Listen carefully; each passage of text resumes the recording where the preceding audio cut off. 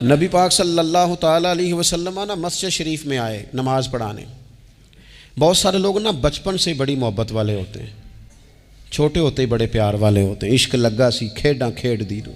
छोटा सा बच्चा हुजूर मस्जिद में आए नमाज़ पढ़ाने, तो नबी करीम अलैहिस्सलाम ने अपने नालैन मुबारक उतारे तो उस बच्चे ने फटाफट उठा लिए। उठा के ना फिर उसने वो जूते साफ़ किए, साफ़ करके अपने पास रख लिए। हुजूर नमाज़ पढ़ा के बाहर निकले, छोटी सी उम्र है। उसने हुजूर के सामने ना वो यूं करके नालैन शरीफ रखे, करीम रसूल ने पहन लिए। हुजूर मुस्कुरा के चले गए। कैसा नसीबों वाला बच्चा है।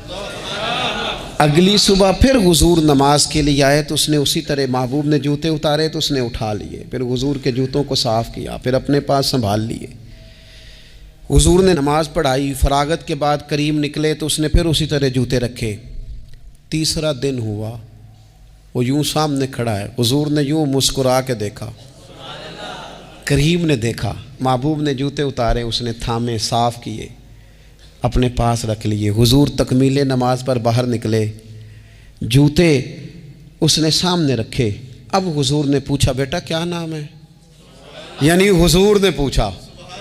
नबी के मैंने सुना है वो बन संवर कर मेरी इयादत को आ रहे हैं। ये देखो ना, निर्ख बाजारे मोहब्बत का अनोखा ही हो गया।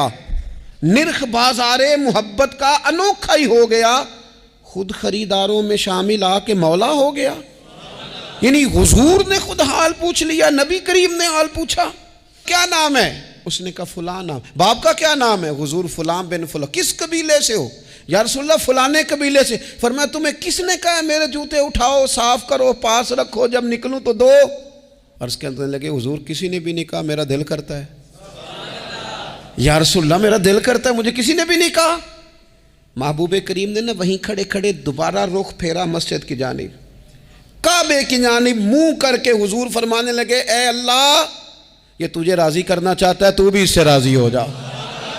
ए अल्लाह, जैसे ये मेरी खुशी चाहता है, तू भी इसे खुश कर दे।